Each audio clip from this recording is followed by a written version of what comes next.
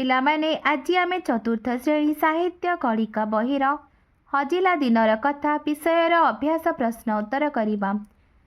ଏହି ବିଷୟଟିକୁ ଲେଖିଛନ୍ତି ରମେଶ ଚନ୍ଦ୍ର ଭଞ୍ଜ। ଅଭ୍ୟାସ 1 ନମ୍ବର ଆସ କଥାବାର୍ତ୍ତା ହେବା। କ ନମ୍ବର ପ୍ରଶ୍ନ ସକାଳ ବୁଲାରୁ ଫେରି ମଧୁବାବୁ କ'ଣ ଦେଖିଲେ? ଉତ୍ତର ସକାଳ ବୁଲାରୁ ଫେରି ମଧୁବାବୁ ଦେଖିଲେ ଯେ ତାଙ୍କ ହତା ଭିତରେ ଗିନା, ଗଡ଼ୁ, ଠେକି ଓ ଢାଳ ଥୁଆ ହୋଇଛି। ମଇଳା କୋତରା କସ୍ତା ପିନ୍ଧି କୁନି କୁନି ଛୁଆଙ୍କୁ କାଖେଇ କେତୋଟି ସ୍ତ୍ରୀ ଲୋକ ଠିଆ ହୋଇଛନ୍ତି। ଖ ନମ୍ବର ପ୍ରଶ୍ନ ମଧୁବାବୁ ସୁଦାମ ଉପରେ କାହିଁକି ରାଗିଲେ? ଉତ୍ତର ମଧୁବାବୁ ଜାଣିଲେ ଯେ ସୁଦାମ ଗରିବ ଲୋକଙ୍କୁ ପଇସା ନେଇ କ୍ଷୀର ବିକୁଛି। ଲୋକମାନଙ୍କ ପାଖରେ ନିଜେ ଛୋଟ ହୋଇଯିବେ ଭାବି ମଧୁବାବୁ ସୁଦାମ ଉପରେ ରାଗିଗଲେ। ଗ ନମ୍ବର ପ୍ରଶ୍ନ ସୁଦାମର କଥା ଶୁଣି ମଧୁବାବୁ କ'ଣ କହିଲେ? ଉତ୍ତର ସୁଦାମର କଥା ଶୁଣି ମଧୁବାବୁ କହିଲେ, ହଇରେ ମଧୁଦାସ ଶେଷକୁ କ୍ଷୀର ବିକିବ, ପୁଣି ଏ ଗରିବ ଲୋକଙ୍କୁ। ଲୋକେ ଶୁଣିଲେ କ'ଣ କହିବେ? ଗାଈଙ୍କର ଯଦି ଦାନା ଅଭାବ ହେଉଛି ମୋତେ ଜଣାଇଲୁନି। ଖାଇବାକୁ ନ ଦେଇ ପାରିଲେ ମଧୁଦାସ ଗୋଟି ଗୋଟି ଗାଈ ବିକିଦେବ, ପଛେ ଗରିବ ଲୋକଙ୍କୁ କ୍ଷୀର ବିକିପାରିବ ନାହିଁ। କାଲିଠାରୁ ଗରିବ ଲୋକମାନଙ୍କୁ କ୍ଷୀର ମାଗଣାରେ ଦିଆଯିବ। ଘ ନମ୍ବର ପ୍ରଶ୍ନ ଗରିବ ଲୋକମାନଙ୍କୁ କ୍ଷୀର ଦେବା ବିଷୟରେ ମଧୁବାବୁ ସୁଦାମକୁ କି ପରାମର୍ଶ ଦେଲେ? ଉତ୍ତର ଗରିବ ଲୋକମାନଙ୍କୁ ମୋଫତରେ କ୍ଷୀର ଦେବା ପାଇଁ ମଧୁବାବୁ ସୁଦାମକୁ ପରାମର୍ଶ ଦେଲେ। ଘର ଖର୍ଚ୍ଚରୁ କାଟି ଗରିବ ଛୁଆମାନଙ୍କୁ ଗାଈ ଦୁହାଳ ଥିବା ଯାଏଁ କ୍ଷୀର ଦିଆଯିବାର ବ୍ୟବସ୍ଥା କରିବାକୁ ମଧୁବାବୁ କହିଲେ। ୱ ନମ୍ବର ମଧୁବାବୁଙ୍କର ଅଭାବ ଘଟିଲା କାହିଁକି? ଉତ୍ତର ମଧୁବାବୁ ସ୍ଥାପିତ କରିଥିବା ଜୋତା କାରଖାନା ଉତ୍କଳ ଟ୍ୟାନେରୀରୁ ବହୁତ ପରିମାଣରେ ଦେଶ ବିଦେଶରେ ବିକ୍ରି ହେଉଥିଲା। କିନ୍ତୁ ମଧୁବାବୁ ଟିକେ କାମରେ ଖଇଚା ଦେଖିଲେ ବିଡ଼ା ବିଡ଼ା ଜୋତା ପୋଡ଼ି ଦେଉଥିଲେ। ତେଣୁ ମଧୁବାବୁଙ୍କର ଘୋର ଅଭାବ ଘଟିଲା। 2 ନମ୍ବର ବହିପତ୍ର ପାଣି ପବନ ପରି ଏହି ବିଷୟରେ ପଢ଼ିଥିବା କେତୋଟି ଯୋଡ଼ି ଶବ୍ଦ ଖୋଜି ବାହାର କରିବା।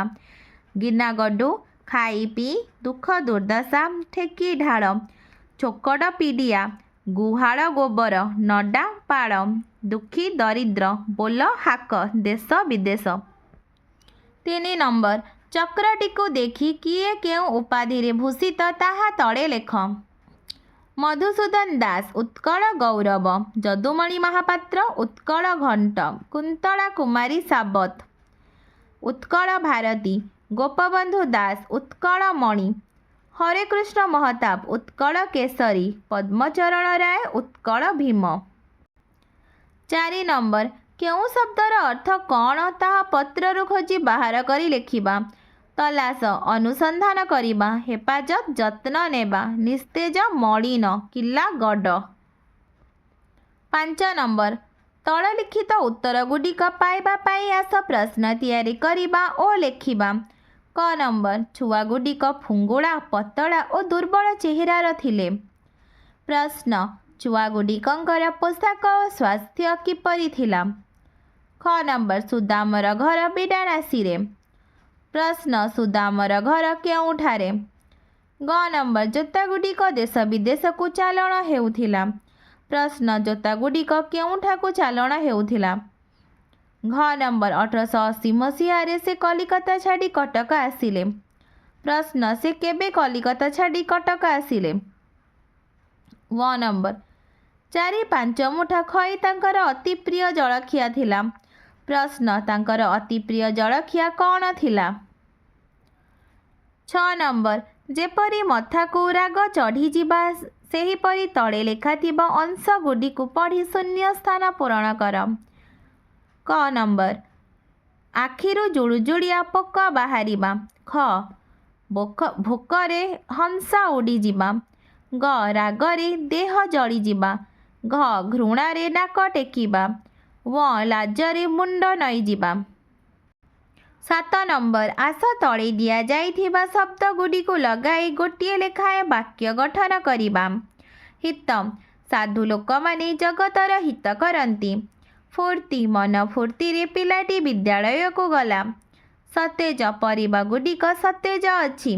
दुर्दशा ओडिशार दुर्दशा देखि मधुबाबू दुखित हेले। सळ सळ सळ शय्यारू उठी व्यायाम करिबा उचित। 8 नंबर तळ वाक्यटी पढ़ सेही अनुसारे खाली स्थान गुड़िक पूरण कर। जेपरी से हता भितरे पशु पशु अनेक लोकंकु देखिले। क नंबर मु घरे गोड़ देउ देउ माँ मो पाखकु धाई आसिले। ख से खेलाड़ीटी पेंडुटी को मारु मारु तड़े पड़गले। ग आई मोते गपटी कहू कहू निदरे शोईगले। घ नंबर भीम मंडापिठा तक खाऊ खाऊ सबु सरीगला। 9 नंबर क स्तंभर शब्द सहित ख स्तंभर थिबा जेउ शब्दर संपर्क अछि ताकु बाछि एकाठी करिबा ओ ग स्तंभरे नुआ शब्दटी लेखिबा। दारुण अभाव, कस्ता लुगा, प्रवेशिका परीक्षा, कण खरा, काली अंधार, नुखुरा मुंड। 10 नंबर बंधनी मध्य भिन्न भिन्न प्रकारर केतेगुड़िए नाम दिया जाइछि। एई नाम गुड़िक काहार ताहा बाछि खाली जगार लेखिबा। गोटिए पशुर नाम गाई, जड़े व्यक्तिर नाम सुदाम, गोटिए स्थानर नाम कटक, एक प्रकार जीविकार नाम ओकिलाती, गोटिए भल गुणर नाम सहिष्णुता। 11 नंबर फुलर पाखुड़ा मध्यरु गोटिए गोटिए काम को बाछि तळे दिया जाइथिबा शून्य स्थान पूरण करिबा। सुदाम गाई मानकर हेफाजत करे। सुदाम सबु जिनिसर तदारख करे। सुदाम बाबूंकर बोलहाक करे। मधुबाबू प्रवेशिक परीक्षा रे पास करिथिले। मधुबाबू जलखियारे खई खाउथिले। उत्कल टैनेरी रे ओडिया कारीगर माने जोता तैयारी करुथिले। 12 नंबर मधुबाबूंक विषय रे जहाँ जानिले 5टी वाक्य लिखिबा। उत्तर मधुबाबू 1848 मसीहा एप्रिल मास 28 तारिख दिन कटक जिलार सत्यभामापुर ग्राम रे तांकर जन्म होइथिला। मधुबाबू थिले प्रथम ओडिशार इंग्राजी पढ़ुआ, एमए प्रथम वकील और प्रथम बिलात यात्री। 1880 मसीह से कलिकता छाड़ी कटक चली आसिले। मधुबाबू परी पढ़ुआ और लढ़ुआ मनीष ओडिशा रे खूब कम। ओडिया मानकर दुर्दशा देखि मधुबाबूंकर प्राण सबुबेले कांदुथिला। पिला माने तुमको वीडियोटी भल लागिले लाइक एंड सब्सक्राइब करिबो।